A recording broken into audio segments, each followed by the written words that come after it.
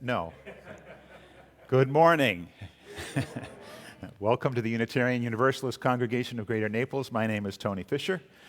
I'm grateful to be here with you here that have braved the weather and decided to risk life and limb to be in the sanctuary this morning.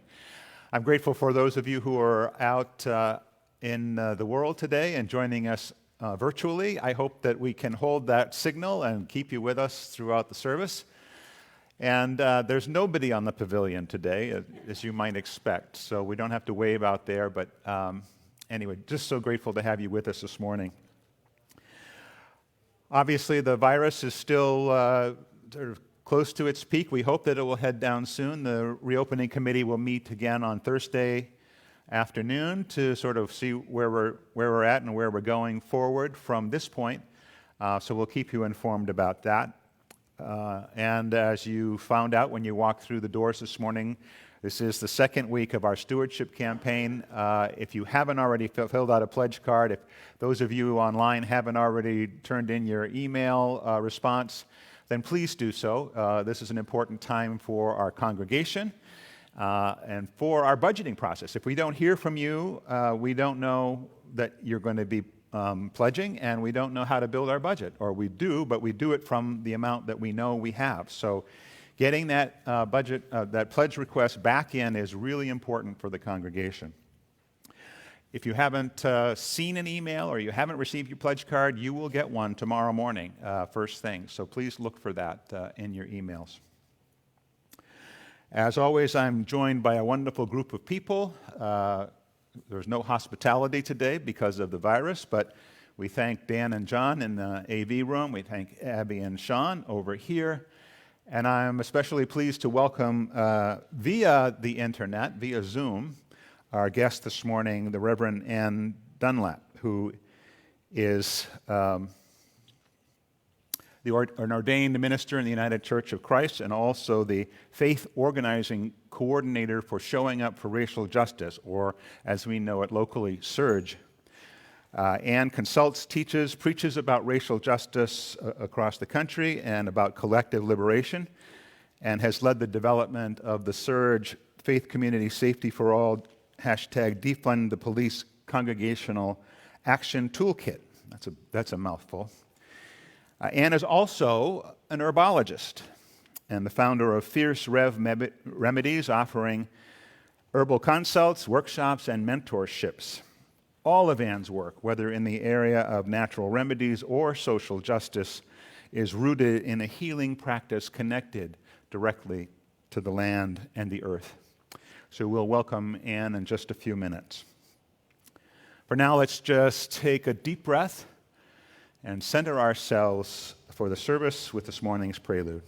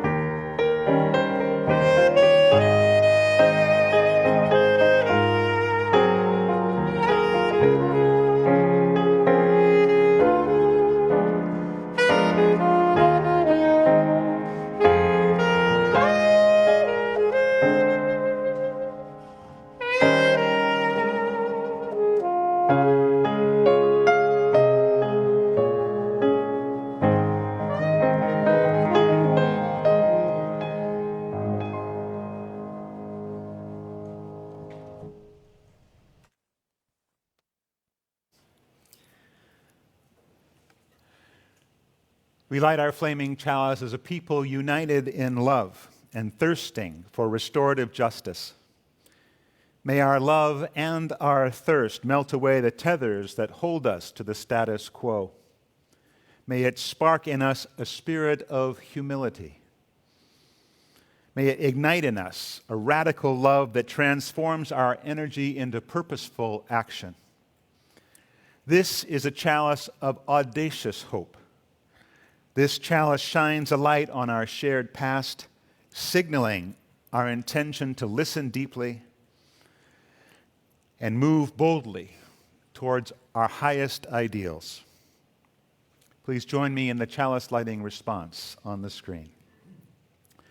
May this flame stir our hearts and remind us of our mission to be truly welcoming, to grow in mind and spirit, and to widen the circle of peace, justice, and love.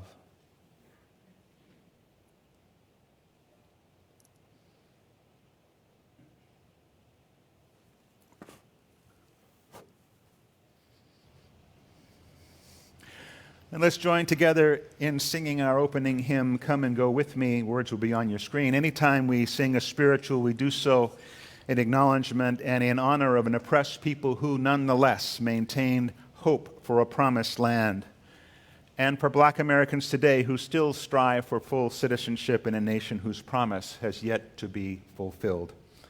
Come and go with me. Words will be on your screen. Hum, if you will, into your masks.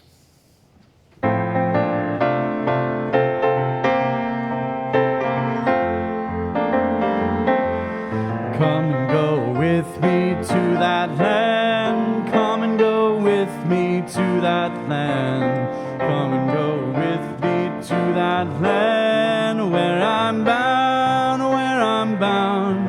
Come and go with me to that land. Come and go with me to that land. Come and go with me to that land where I'm bound.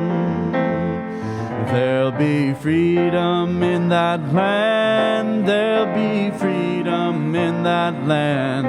There'll be freedom in that land where I'm bound, where I'm bound. There'll be freedom in that land. There'll be freedom in that land. There'll be freedom in that land where I'm bound. There'll be justice in that land. There'll be justice in that land. There'll be justice in that land where I'm bound, where I'm bound. There'll be justice in that land. There'll be justice in that land. There'll be justice in that land where I'm bound.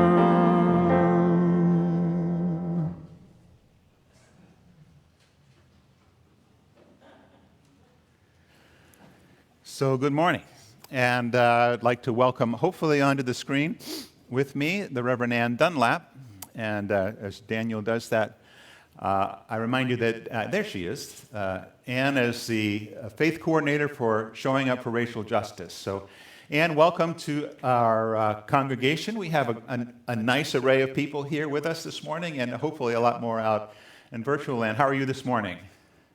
I'm doing well this morning. Good, Thank you. good. I'm thinking of you all in this storm. So. Good, in the storm, and we're thinking of you in the cold. So I know that it's probably 0 down up there in Buffalo this morning. Almost. Yeah. Yes, almost. So Ann joins us from Buffalo, so we have nothing to complain about this morning.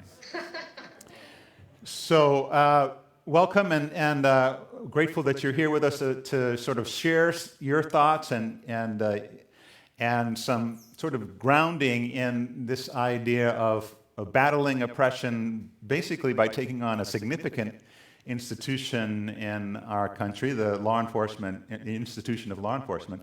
So first, how did you start to get involved in this work, Ann? You know, I've been involved in justice work in some capacity since I was a teenager, really. I was called into justice work through the sanctuary movement in the 1980s. That's how old I am. It doesn't look like it quite on the screen, but as a 16-year-old learning about the civil wars in El Salvador and Guatemala, Nicaragua, and hearing from Salvadoran refugee about why he had to flee his country, and from sanctuary workers about how the Civil War, the repression against campesinos, against poor people struggling for better conditions for themselves, how the war against them was being funded by the United States through arms, through training, through straight up, funds. I was just a kid, but I remember that moment and the very clear, call from God and the very clear understanding that that was not the kind of world that I wanted to live in. Wow. I wanted to live in a world where people didn't have to flee. I wanted to live in a world where people were safe.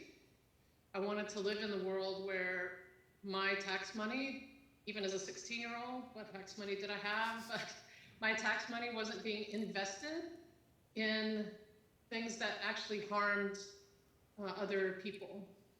And so ever since then, in some capacity, I've been doing justice work through college, through all of these years up to now, and it's evolved into this work that I do with Surge. And obviously grounded in your faith tradition, you're an ordained minister in the United Church of Christ. So when did that connection happen for you? That connection was always there for me, because when I heard that story, I was at a gathering for Presbyterian youth, and it was put in the context of, this is how we as faith people respond to the world. We do what we can to change things for the better for people, and that's rooted in our tradition, that's rooted in our sacred text.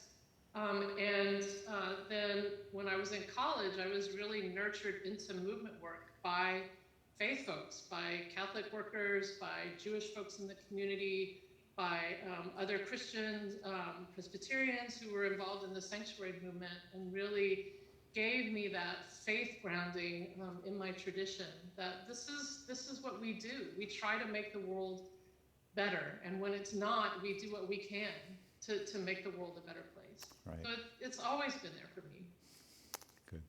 And I know for myself, this has been a long, long journey in terms of just beginning to get involved, growing up in a very, I think, privileged community, a privileged life, a good family grounded in strong values. The message always being give back more than you take. And yet, growing up in that environment, in that sort of protection, in that shell, it takes a long, long time, and I'm still working at it, to move beyond that bubble. And I think for me, the thing is that moving into ministry was my attempt to really break the bubble more than I ever had. It's you take one step, and you realize that how important that step is, but also you see a whole new world that you hadn't seen before, and just what's going on in that world. And it's hard to take the step back, although a lot of us would like to sometimes. But yeah, and so this sort of boggles my mind, Dan, because working in the sanctuary movement in the 1980s, you're right. It doesn't look like you're that old, but. What got you into that? How did you move into that? Was that from the youth sort of movement in the Presbyterian Church, or what was that? I was at a national youth gathering at Purdue University that happened every 3 years. They brought Presbyterian youth together, and the Saturday morning plenary was a young woman, sanctuary worker, member of Southside Presbyterian Church in Tucson, Arizona, Jean Peacock, who spoke to this, thousands of young people, most of whom were like, this is a very terrible way to spend a Saturday morning. and hearing about this very terrible stuff. And then this young man from El Salvador, and that was it. Like I can still feel like how my heart was pounding on that day, and that's just been like a touchstone moment for me throughout. That sense of like, I have to respond to this. This is what my life is going to be dedicated to now. And we were living in, just to be clear, we were living in rural Kansas at the time. My dad is a Presbyterian minister, and I went home and I was like, Daddy, can we be a sanctuary church? And he was like, no, not here. But I'm really proud of you for caring so much about the world. So it wasn't until I got into college in Dallas that I was able to participate in that movement with the Interreligious Task Force in Dallas when I was in college. The Southside Presbyterian Church in Tucson, Arizona, where I've been a couple of times. First of all, it's a beautiful church that's got a lovely circular sanctuary with benches, all in a circle.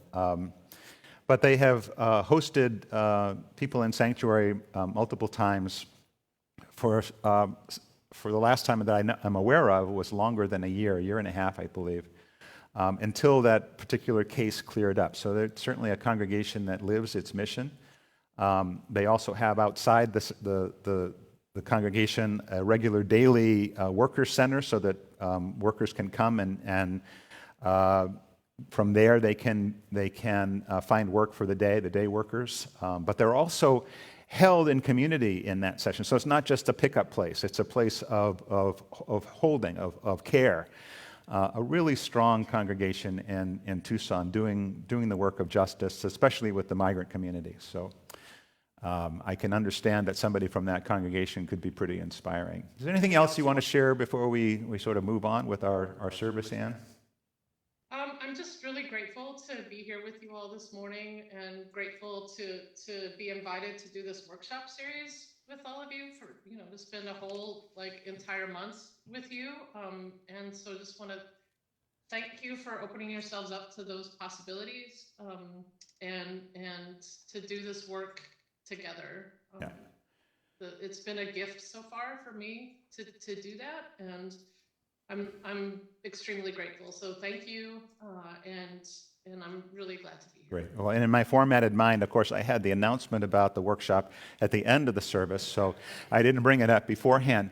But yes, Ann started this past Thursday in the Team Against Racism and Oppression workshop around creating safe communities for all. And we started this past Thursday with sort of understanding the history of policing in this country. And this coming Thursday, and you are still free to sign up for the workshop, we'll be talking about sort of our faith traditions and how both we have held sort of the status quo within our traditions, but also how we can challenge those institutions. So we're grateful for Ann for doing that. It'll go on for the next 3 weeks, Thursday nights at 7.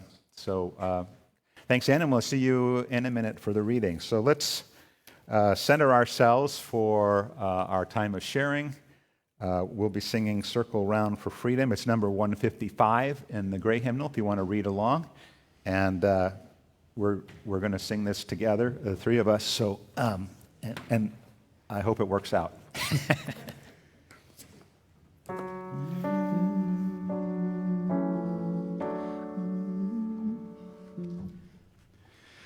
Circle around for freedom,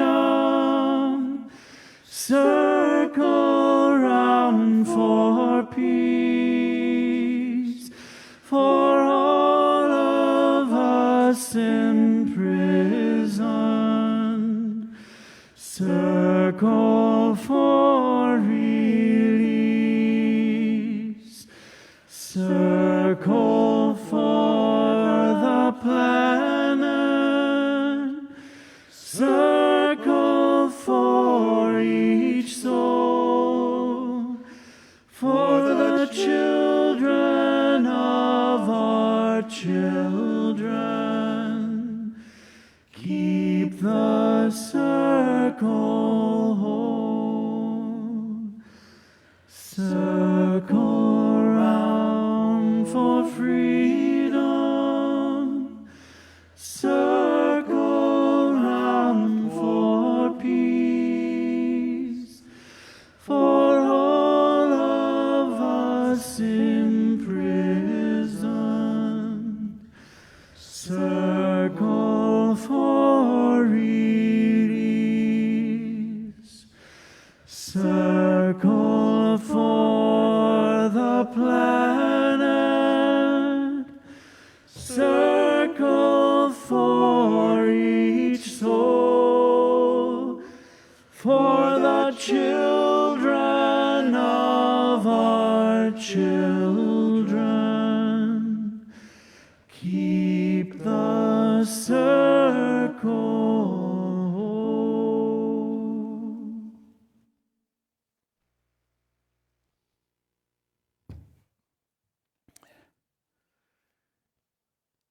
We hold in our hearts this morning anyone who's been affected by the violent weather north of us. Abby and Sean texted in at about 8:15 or 8:30 this morning saying there'd been a tornado touchdown close to them in Lee County, and that they were sort of held in place for a little while until the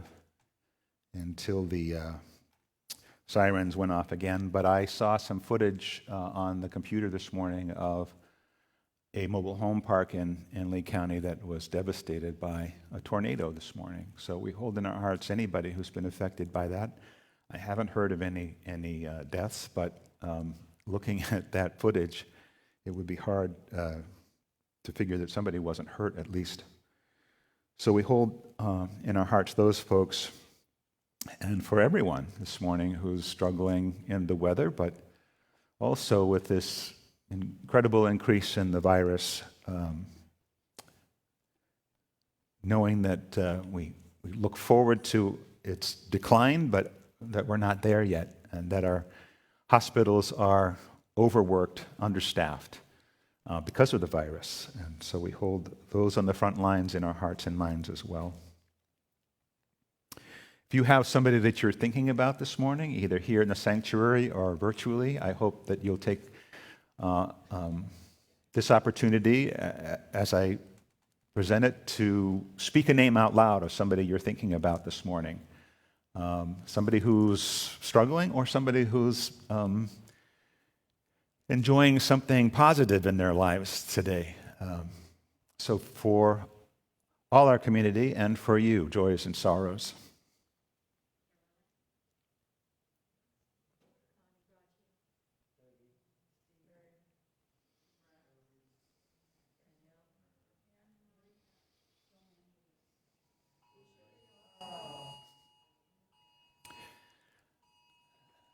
And for those anxious this morning, let's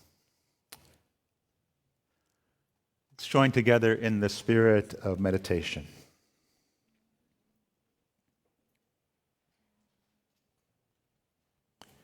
Spirit of life and love. We sit together grateful for the companionship of our fellow travelers, and mindful of the joys and sorrows that make up our days alone and together. On this day, we consider a path toward collective liberation, widening our circle of love, embracing the journeys of everyone in our land whose relationship with authority is fraught, and whose days are less secure than our own. We hesitate, perhaps, believing the road too long, too difficult, too full of discomfort and pain. We struggle to break the many bonds that bind us to the way things are, our comfort, our weariness, our uncertainty, our fear. We hold only the faint hope of one day crossing that threshold into a new land where freedom and justice prevail for all, unaware unaware that the threshold is at our feet right now, in this moment, every day, waiting for us to cross. For it is not some future step that will bring us into that promised land, but the first, taken with intention, in love, in companionship. The first step, opening our minds and hearts to possibility. The first step that makes all future steps possible. Let's share a few moments of silence together.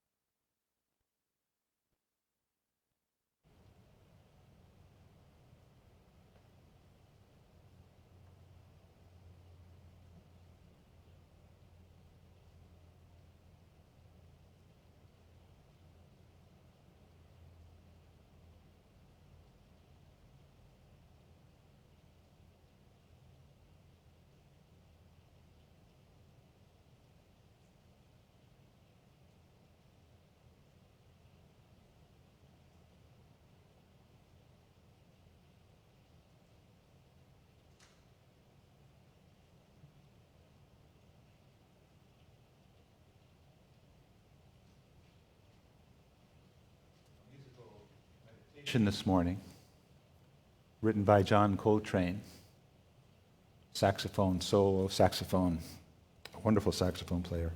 It was written based on a eulogy given by Martin Luther King Jr. on the death of 4 young girls in a church bombing in Alabama. The cadence, the intonation was modeled after King's eulogy. Alabama.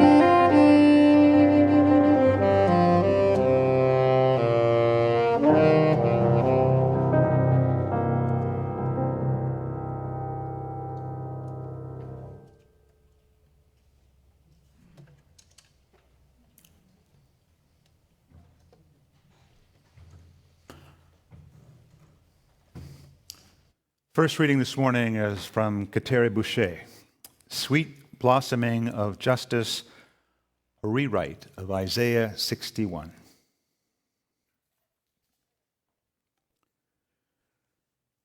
The spirit of creation, of dirt, of life, which is anointed to us with each new day, comes to us again with good news for all whose hunger and struggle and yearn for the birth of another world. The Spirit is alive in us, asking us to hold tenderly the places we have been broken, to release all those held captive by chains and walls and borders, to celebrate this jubilee, this sweetest blossoming of justice. And still within this celebration, to honor the mourning of all we have lost, to allow ourselves to be baptized by tears we have shed, and to wear the great fabric that holds both joy and loss. Those who hear this will be planted like oaks, or redwoods, or pines, or crabapples, or even the chicory that grows in the wildest places.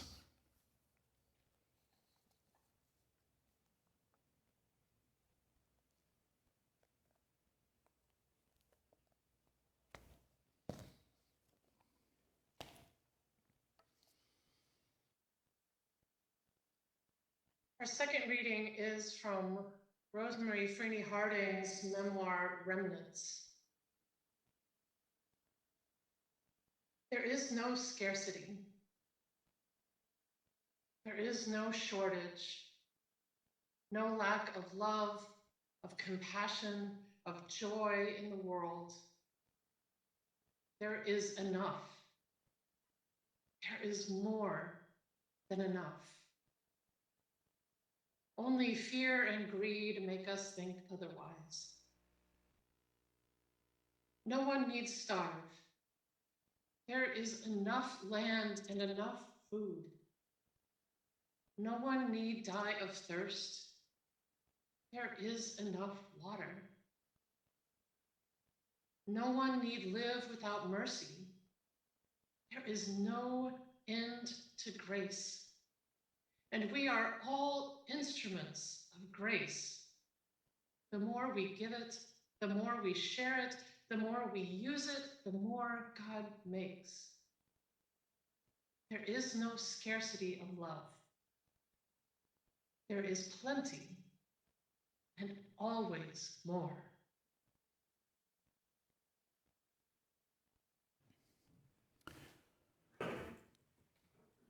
This morning's response was written by Abby Bettinas, but recorded this past Thursday evening on our pavilion by the UUCGN choir. So in that sense, you know what it's like out in the pavilion. So the sounds in the background actually play well into this recording, Resilience.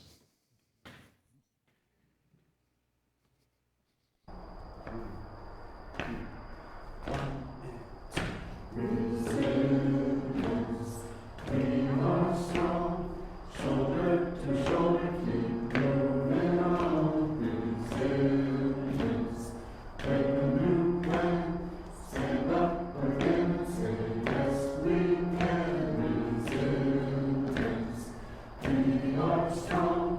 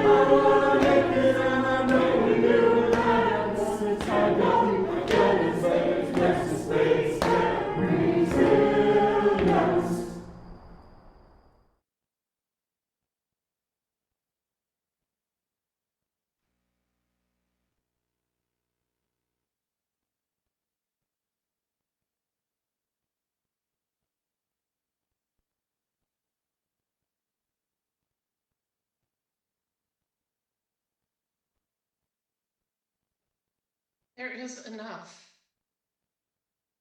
There is more than enough. What comes to mind when you hear those words? What do you imagine? What do you feel in your body, in your bones? What do you yearn for, long for when you hear those words? There is enough. There is more than enough. My hometown is a small town where the pine forests begin to shift into Mississippi Delta land, the homelands of the Quapaw, Osage, and Caddo peoples, currently known as Southeast Arkansas. When I hear these words, there is enough. There is more than enough. I think of that land, abundant with trees and water and wildlife, abundant with safe places to ride my bike and grown-ups who cared about me, abundant with rich soil that grows beans and corn and the most fragrant roses and the best tomatoes you will ever eat. There is enough. I think of the potlucks at our church, First Presbyterian Church, at the end of Main Street, half a block from the hospital where I was born. Those potlucks, we called them family night suppers, and they were frequent, at least in my memory. Those potlucks were banquets. Not because they were fancy. We just showed up as we were and ate off paper plates and drank from plastic cups. No, they were banquets because they were abundant. Abundant with the best food I've ever had. Tables laden down with a feast. Corn and beans and okra from people's gardens, fried chicken, fresh biscuits and rolls. Sometimes somebody brought fried catfish or brim they caught that weekend. Big bowls of potato chips, my daddy's baked beans, and of course, cookies and pies and Miss Peggy's angel food cake. And you will never have anything better than that. The best part, and you're gonna think the food was the best part, but the best part was the giant metal cooler full of 16-ounce glass bottles of Coke and Dr. Pepper. Me and my brothers and the other kids would drink as many of those as we could. We had free reign to eat and drink as much as we could hold. But really the best part, though I didn't really know it at the time, like in my head, no, I knew it in my heart and I knew it in my body, was that we got to hang out with grown-ups who loved us just because we were, who cared about us just because we existed. I'd sit at the table with grown-ups drinking my Coke and alternating potato chips and brownies, and they'd ask me about my life, and I'd hear their stories, and we'd have Bible studies where my opinion mattered too. And let me tell you, that fellowship hall full of abundance, that small town full of abundance, an abundance of food and an abundance of love, is just about the safest place I have ever known. There is enough. There is more than enough. Do you have a place like that? A memory like that? I was an adult when I learned that white parents kept their kids from coming to my 6th birthday party because I'd invited Talvin, a sweet black boy who was one of my best friends. So I'm sure my hometown, Monticello, was not as safe for everyone as it felt like it was for me. And I eventually learned that the world, well, it's a pretty messed up place, you know? We are taught in so many ways a narrative of scarcity and shortage and lack. We invest in prioritizing private profit rather than collective good. We invest in what seem like solutions that only serve to perpetuate more scarcity, more shortage, more lack of food, of care, of access, of safety, of accountability, of love. And we find ourselves longing, yearning for something different, something better. And I think that's true, that most of us, really the vast majority of us, are those who, as Kateri Boucher says, hunger and struggle and yearn for the birth of another world, where everyone is safe and cherished and has all they need to thrive. What would it take to get there? There is enough. There is more than enough. The people the prophet is speaking to in Isaiah 61 know that longing, that yearning for a better world. The people of Israel are finally done with the oppression of the Babylonian Empire, an empire that bled their resources dry, that destroyed their holy city and lands, and kidnapped hundreds of people into exile. But now Babylon has been defeated and the exiles have come home and the people have begun rebuilding from the rubble. The trouble is, they keep trying to rebuild the ruins just like they used to be, fortifying the structures of exploitation and oppression. They keep investing in what seem like solutions that only serve to perpetuate more scarcity, more shortage, more lack, which is part of what got them into this mess to begin with.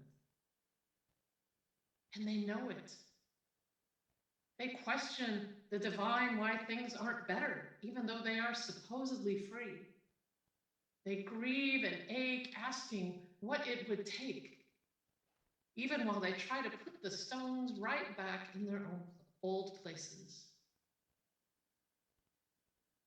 In those questions and that grief is their yearning, their longing, and Isaiah speaks right into that aching, dreaming space with vision upon vision of collective liberation, collective well-being, answering the question, what would it take? The Spirit is asking them, asking us to take action, to make choices. And here in Isaiah 61, the prophet says the divine celebrates and loves those actions, those choices that are rooted in two principles. In most translations, those two principles are translated as justice and righteousness. But these words in Hebrew describe whole worlds, whole ways of being. They are how we get to that whole new world we're longing for. Righteousness in Hebrew is tzedakah, which describes a kind of justice we don't even quite have a word for in English. A justice that means that wealth is distributed so fairly that everyone has what they need, that no one goes hungry or without clothing, that prisoners are free, the land has rest, and communities are safe from harm. Tzedakah is good news for the oppressed. Justice is mishpat, and mishpat is about laws, sort of following laws, sort of, but not in the sense that we understand it in the punitive US justice system. Mishpat is more about having the structures that organize our collective life together, how we relate to one another, support one another, hold one another accountable for harm. We could call them laws or guidelines or practices or the way we move together as community. But the point is, with Mishpat, is that the structures that organize our collective life do so in a way that all can flourish. The structures that organize our collective life do so in a way that all can flourish. Isaiah says that God loves mishpat, when we organize our life together so that all can flourish, and that God will act to abolish anything that prevents that flourishing. Tzedakah and mishpat describe the world as God longs for it to be, the world God longs for us, for all of creation. That's the world we long for too, and are called to build and rebuild together. Making those choices isn't always easy. Standing in the rubble is a heartbreak, for sure, a disorienting, grieving ruin. And we don't always know the best new place to put the stones. And there are plenty of shouty voices telling us to put them right back where they were before. And it can feel really lonely to stand there with a stone in your hand, wondering where to put it. But beloveds, we are not alone. When we act from tzedakah and mishpat, then we are planted like oaks or redwoods or pines or crabapples or even the chicory or even the lindens, the dandelions, the corn, the roses, the tomatoes, collective fields and forests and meadows of roots entwined deep in the rich soil of abundance, of enough. Enough. There is more than enough. And enough is not work we do alone. Rosemary Freedy Harding reminds us, we are all instruments of grace. The more we give it, the more we share it, the more we use it, the more God makes. There is no scarcity of love. There is plenty and always more. May our longing lead us to a whole new world of enough. Amen.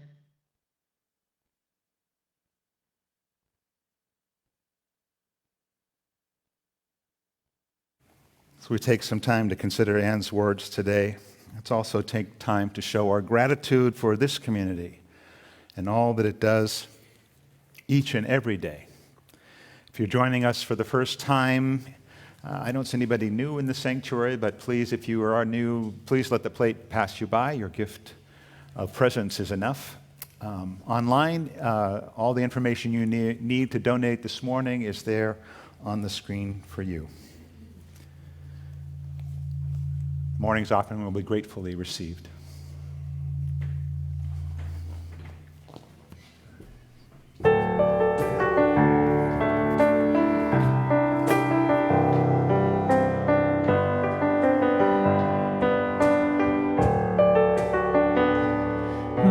Sleeping,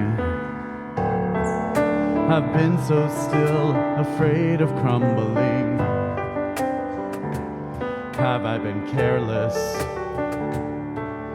dismissing all the distant rumblings? Take me where I am supposed to be, to comprehend the things that I can't see.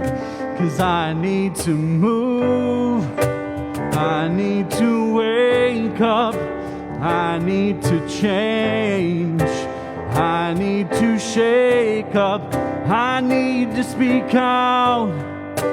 Something's gotta break up. I've been asleep and I need to wake up now.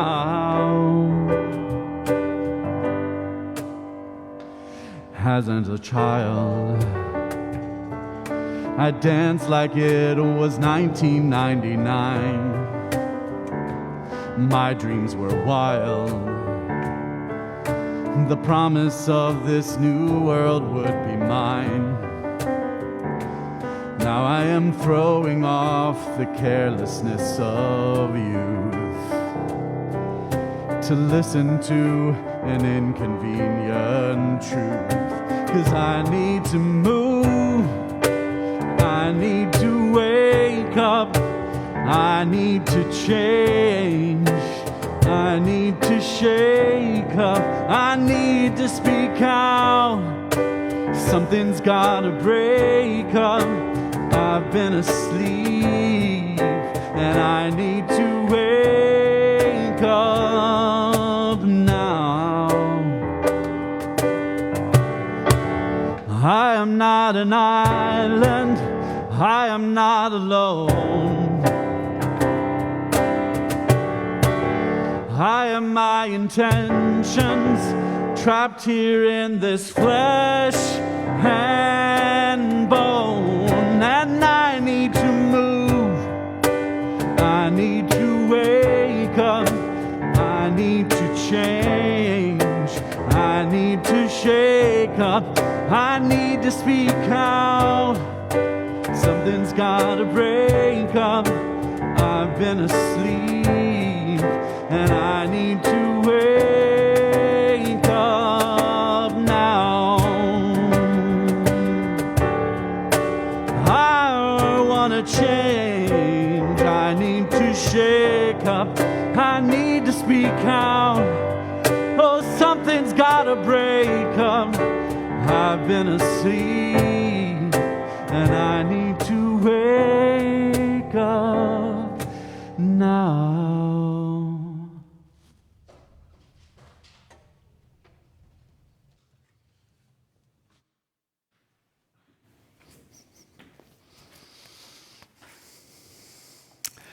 Thank you. So a bunch of announcements this morning. Again, the Tara workshop on creating communities of care and takes place on Thursday evenings, 7 o'clock. There's still a chance for you to sign up for that. So, and join us for the last 3 sessions. I hope you'll do that. Our annual pledge drive began last week, and many of you here probably already turned in your cards, but if you haven't, please do so today. Mike and Barb will be out in the vestibule after the service to take your cards. So you want to wave your hand just so everybody can see who you are. I know you don't like to be sort of folks, but anyway, there you are. Also, you'll be receiving, if you haven't responded already, you'll be receiving an email request tomorrow morning, and I hope that you'll respond to that really quickly. Our budget process really needs for full information about who's pledging and how much. So please do that. If you have any questions, please check in with Anna Riazi, our Congregational Administrator at office@uunaples.org. We hope you'll join us this Wednesday for Wonderful Wednesdays. Our own Susanna Belli will be presenting a program called the pitfalls and biases in human cognition. How does our mind prevent us from making better choices? I need this really desperately. And I hope you'll join us. Suzanne is a wonderful new member of the congregation, and I'm looking forward to that presentation. Via Zoom only, yes, it will not be in person. Tomorrow night's forum has been canceled due to a speaker cancellation, so the next forum, I believe, takes place on February 7th, so keep your eyes open for that. And again, the reopening committee meets again this coming week to sort of see where we're at and make some decisions about how we will continue or change our guidelines for coming together in the future. So that's the announcements, and our closing hymn this morning is Answering the Call of Love. Hope you'll stand and hum along with Sean and Abby as they lead us in the final hymn.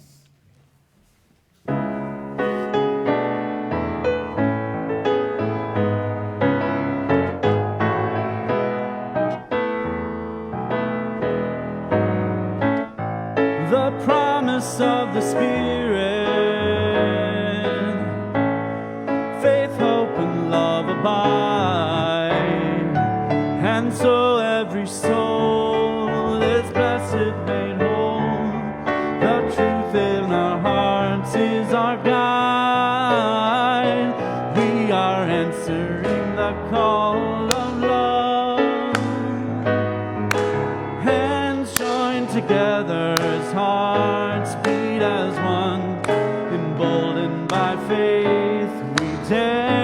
proclaim. We are answering the call of love.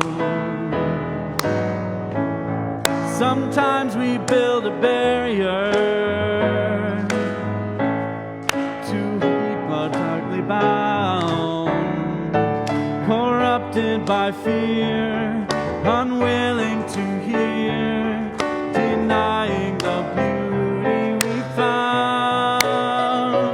We are answering the call of love. Hands joined together as hearts beat as one, emboldened by faith, we dare to proclaim. We are answering the call of love. A bright new day is dawning, when love will not divide. Reflections of grace in every embrace, fulfilling the vision divine. We are answering the call of love. Hands joined together as hearts beat as one, emboldened by faith, we dare to proclaim. We are answering the call of love. We are answering the call of love.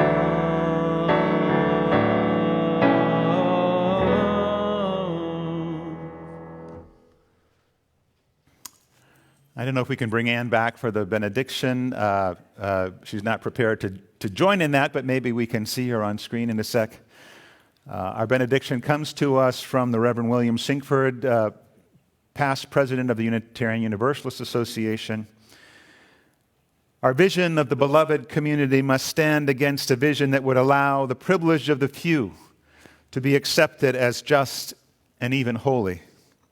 Our religious vision must again and again ask the question, who is my neighbor? And strive always to include more and more of us.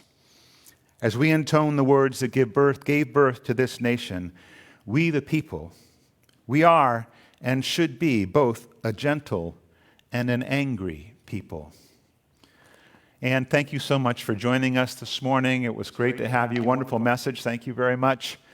Go in peace, and for all of you, go in peace, go in love. Have a wonderful day.